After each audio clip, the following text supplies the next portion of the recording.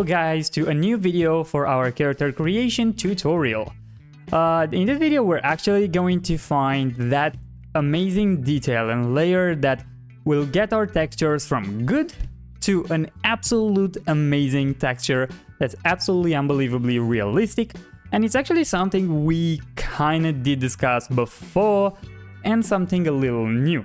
So what I'm talking about are stickers and well, labels. If you are like me and you're trying to figure out what makes a character or rather a texture, you know, be more realistic, and I actually did try to find that answer a lot of times with very skeptical results, I did realize that human hand being actually, you know, involved into that set texture might actually be the answer.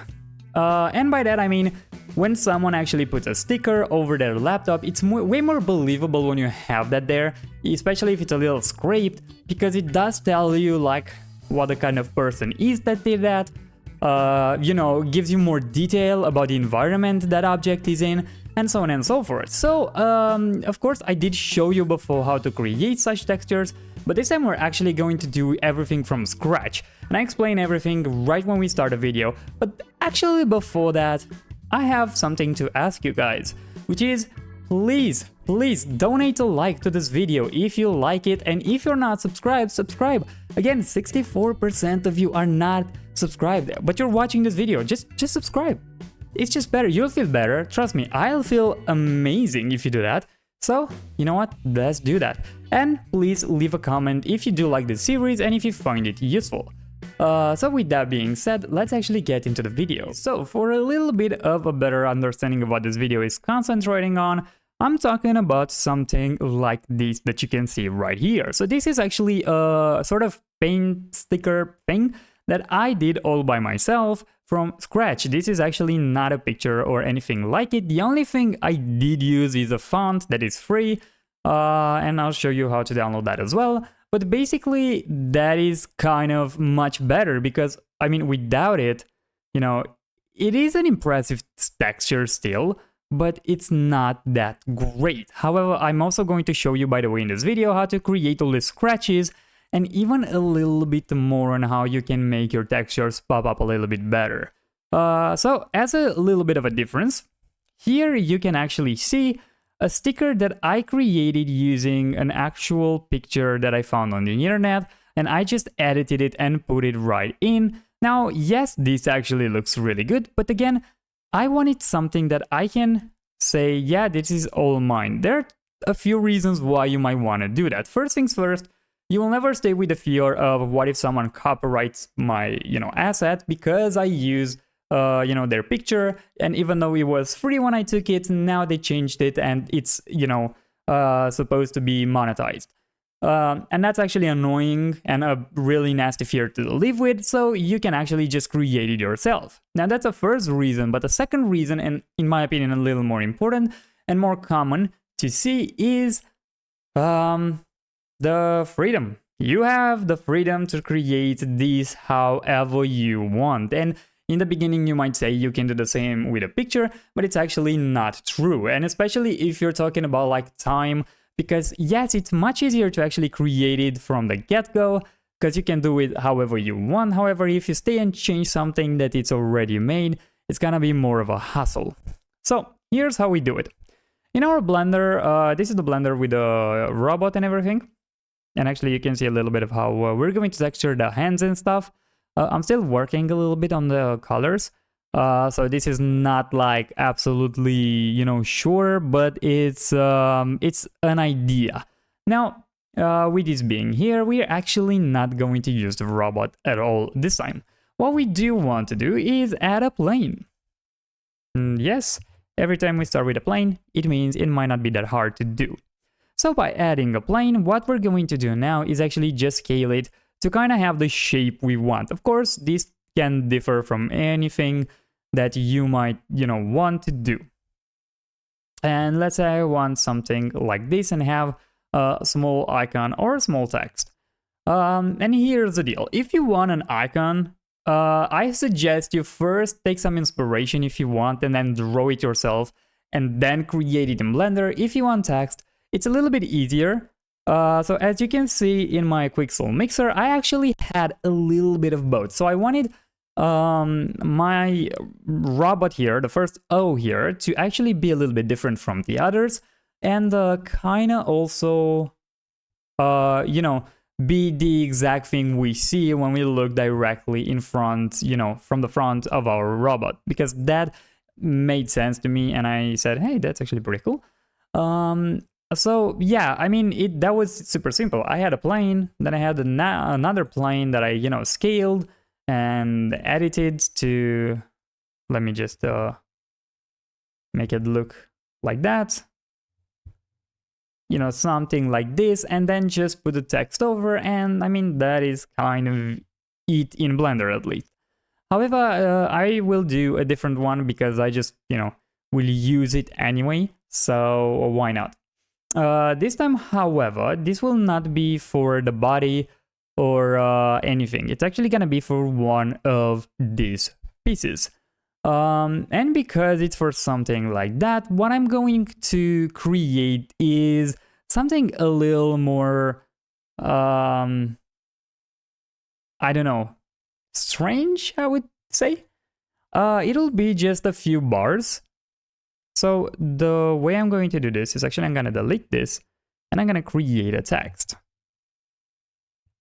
And I'm going to put this right here. And this text will look something like this.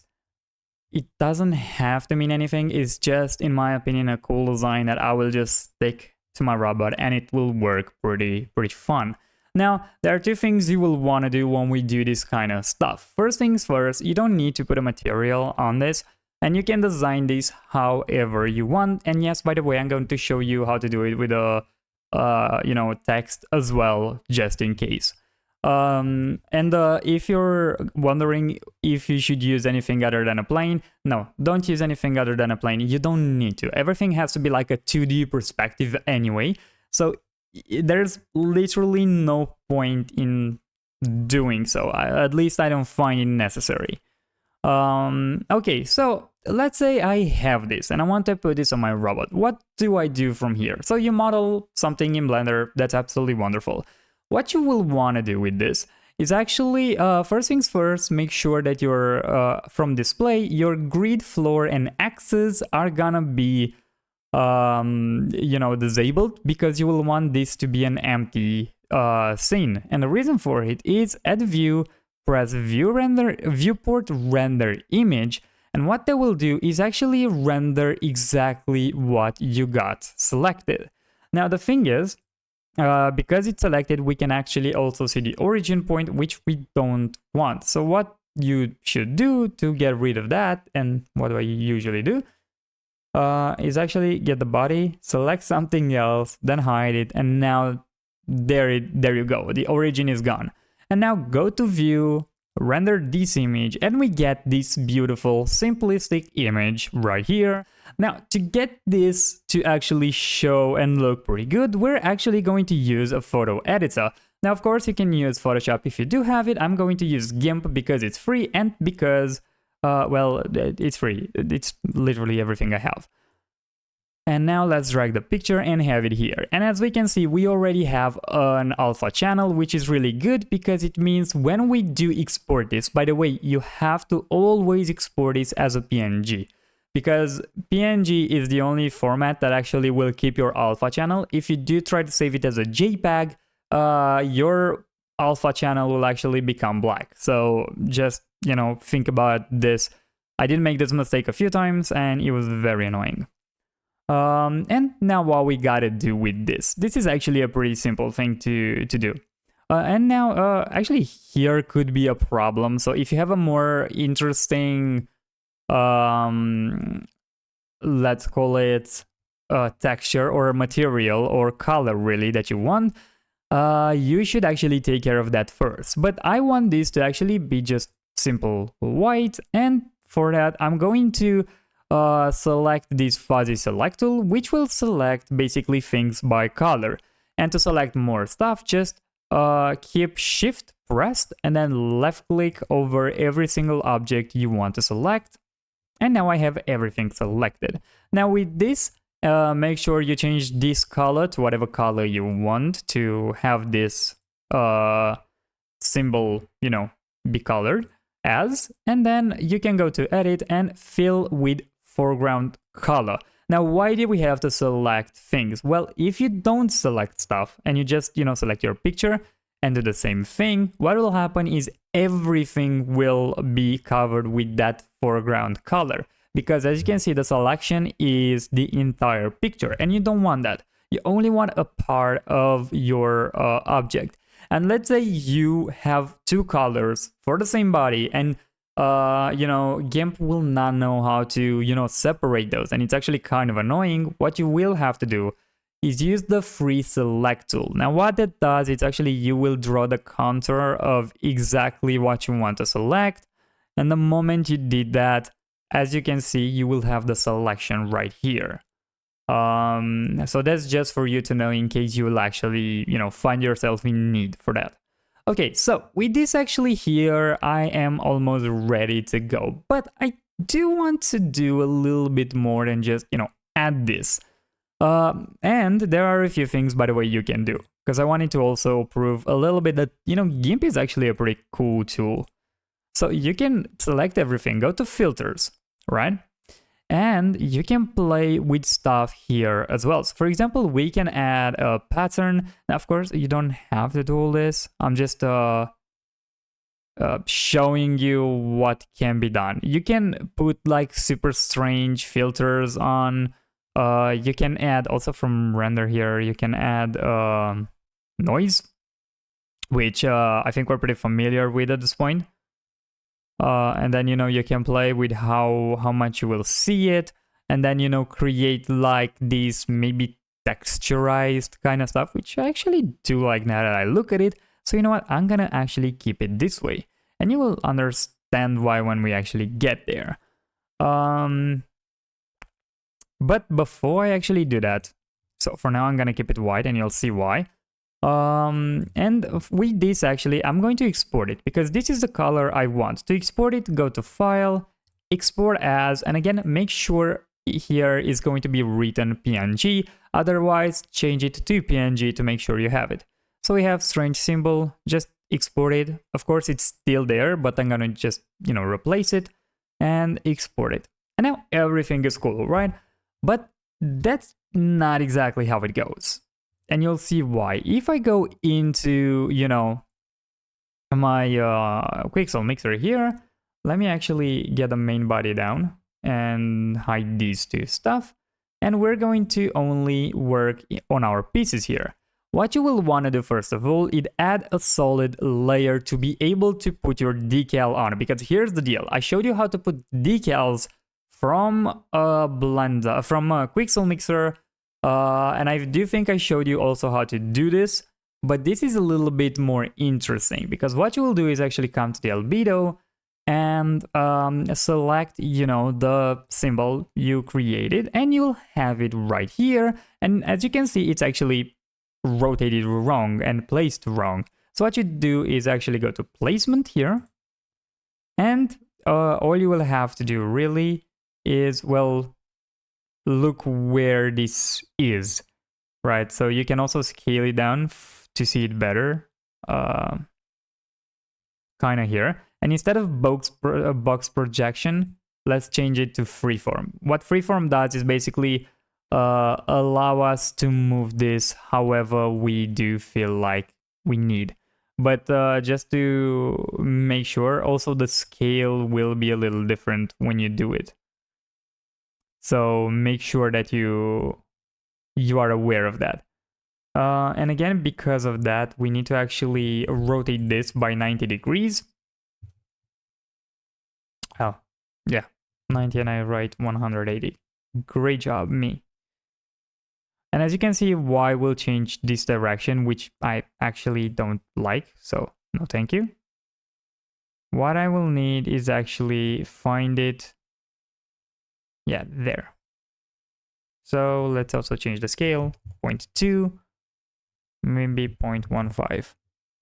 And that's a little bit more like it.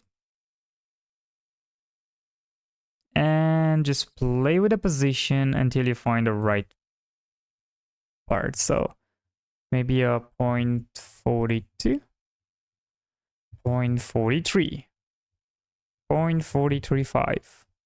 And it's still too big, so 0.12. This is actually acceptable. So with this here, what we can do is actually go to the albedo here, and instead of actually having it set to normal, we can set this to like multiply. And as you can see, it's not going to perfectly work for us. And so we can actually go to add. What will add do is, well, add stuff. I know, crazy, but it's true though. Okay, so with this actually being done, as you can see, you can still see a little bit of shape. The reason for it is because of the metalness and the roughness. If you actually uncheck the metalness, the displacement and the normals and, you know, kind of everything that stays in our way, this will actually look perfectly well because, well, we don't really need those. As you can see, it will actually look already okay because of the roughness it has, you know, behind it from the other materials. But let's say you do want something there, and I do, for example. That's where the trick that I showed you earlier with the noise, let me actually make this, okay, is coming in hand. And the reason for it is, if you do remember, roughness map is a black and white picture. So if you, for example, will come over here and actually, you know, get that noise in, let's increase the alpha a little bit, something maybe like this, and the scale, something like this. Just press OK. And now we can actually take this, because it's just white, black and white here, strange symbol, and we can call this roughness. Okay, and export that.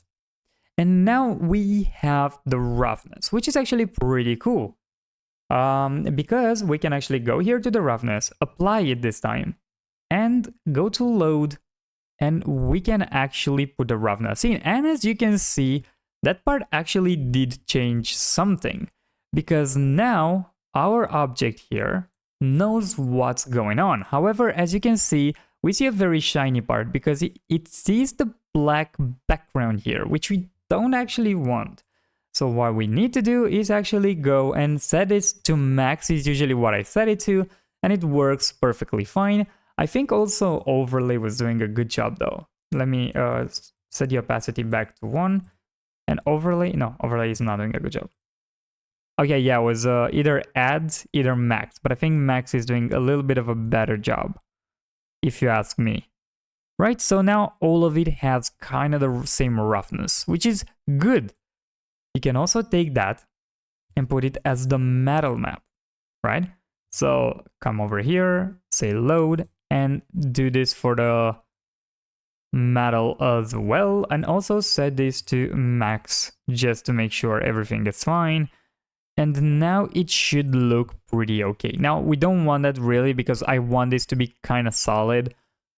But here's the deal. What I would like it to have to be a little more bumped from, you know, the other part. Now, how can we do that? Well, here comes one of the tricks I was talking about that are a little more interesting. You will just come over here. What you will want to do is actually add a paint layer. And it might seem a little strange in the beginning, but you'll see why we did this in just a second. Let me get the scale to match this. So maybe a 38 could pull this off. And I think it does. I think this might be good.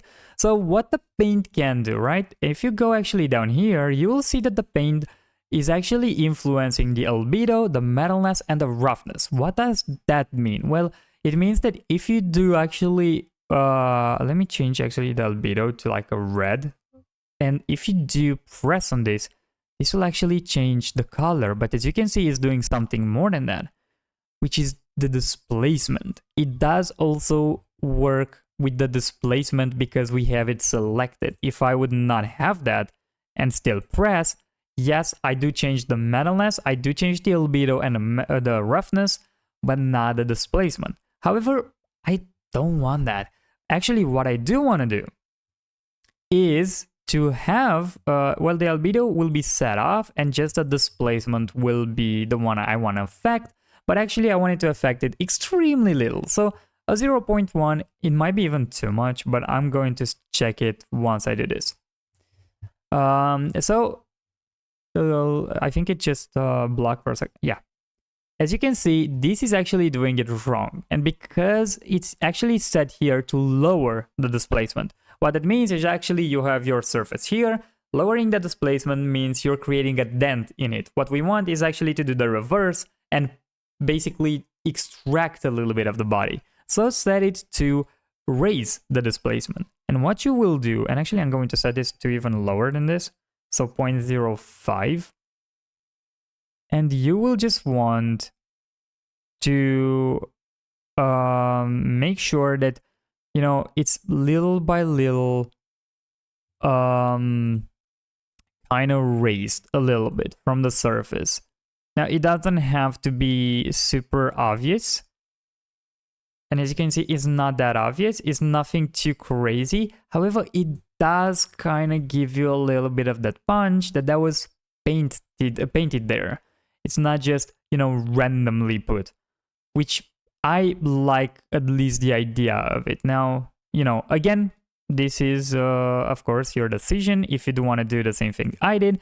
If not, that's absolutely okay. You can also, by the way, I didn't specify this, you can actually just keep the left click press and just drag, and it will just do that for you. So you'll have kind of the whole thing displaced. Again, this is a very subtle displacement. It doesn't have to do too much. So if I would put this to 0.1 like this, you will actually be able to see it way better, right? Like this. It's actually looking a little better like that, right? So I need to raise the size.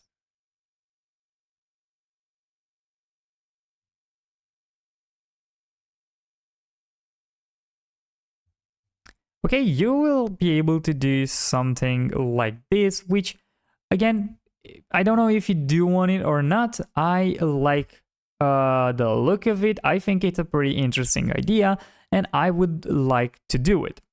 Surely, you don't have to. You know, that is absolutely, you know, entirely your choice, and is the choice of, you know, like how you want your stuff to look like. I'm gonna set this back to 0.5 for these sides right here. And actually just get this like that. Okay, so I did finish it, and I do think it's actually giving a really, really cute and nice vibe to our robot one more time, right? Now to get to the actual thing that I think a lot of you will actually enjoy more, which is how to create these scratches and like these awareness and all this stuff, which is actually super simple. Also the paint, right? Well, it's actually something I already showed you, like right now, which is the paint, right? So let me actually put this back. I don't know why I got it out. Let this show. And here's how that works. You will have a paint layer. What you will want to do is actually go to the online tab here. Right brush. And choose either a leakage. I use this for the paint. Either for scratches, they're scratches brushes. So what you will want to do is actually get those. Right, so again, you'll not really see it, which is very annoying. Really, to see it, I'm sizing it up and I'm seeing here what am I going to do, right? So as you can see, there are some stuff that's going to be created. So let me actually let me see.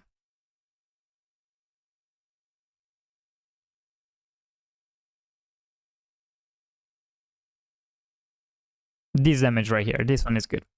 So what you will do with it, I'm gonna paint over this one. So you have to make sure you know how big your displacement is. I'm gonna make something super exaggerated just for you to see how it works. So if you just press, this is what's going to happen. Of course, this will be, you know, rising the displacement because that's what I set it to do. But if you want it to, you know, like actually create scratches, you'll set it to lower. And this is what it's going to do. It's going to create you the scratches. Now, to do what I did, what I do recommend you is get at least 3 types of scratch brushes and use different brushes of scratches over the same surface because it will make it look different and a little more realistic. And that's what I did for all the parts. So I do recommend you doing that. And really, that is kind of it. I mean, you don't have to do much more afterwards.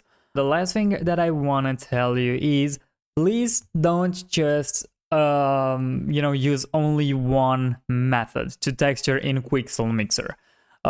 So this is probably one of the only things that I'll show you until I do all the bodies. And I'm going to do probably the last part that I will texture with you guys to, you know, be able to show it to you and, you know, the whole process basically to be right in front of you. But what I want to say is the process is pretty simple. It's the way you're doing it that's really the important thing. And I think I painted over by mistake, which is very annoying. Let me just change this so that I stop messing it up. Good. So yeah, that's what I was saying, right?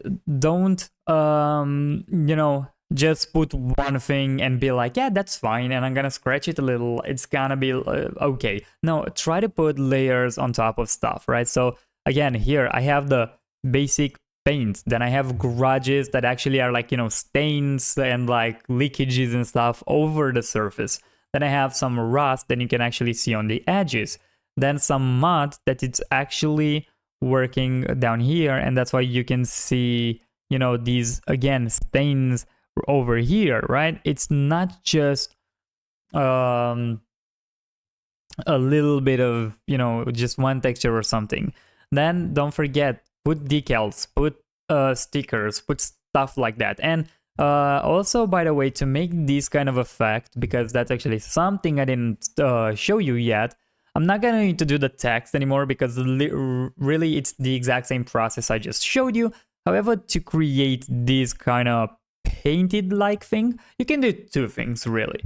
You can also get a texture, for example, the same way I did here, and then just paint. So let me actually try to do that to show you. So you can go here and create another paint.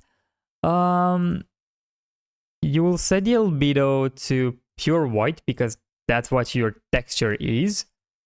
My opinion is to either get a texture that looks, you know, like it's paint-like, or to find something that is similar. I think this is pretty similar, so it's going to work.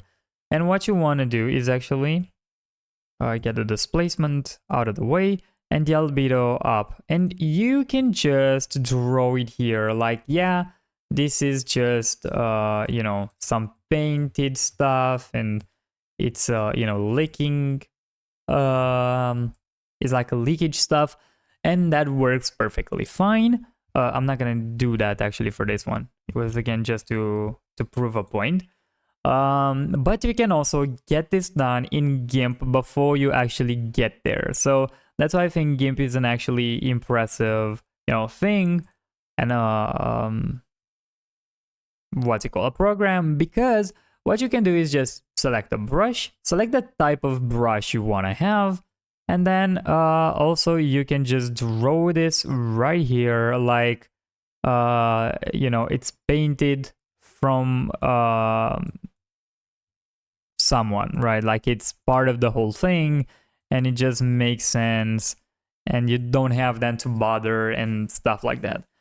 And yeah, really that is kind of it on how to create these small details. I think, you know, these are very small details that no one notices per se, but without them it's actually noticeable, which I think it's pretty crazy when you think about it, right? Because it's like, if you don't have them, people kind of know that. If you do have them, no one really thinks about them. But that's the idea, by the way. When you do something 3D and you want to make it realistic, well, this is not to be purely realistic. Like, we make a robot, it's not like anyone will believe yeah, that surely exists, but it's like to make it something realistic, you need to make people not realize that you used so many things. They have to not see them to make sure that it's actually a good 3D asset. I don't know if it makes any sense, but it's like if they do realize that, it's gonna break the immersion, and I don't think we want that. Anyway, I'm going to save this, and actually I'm going to probably just end this right here.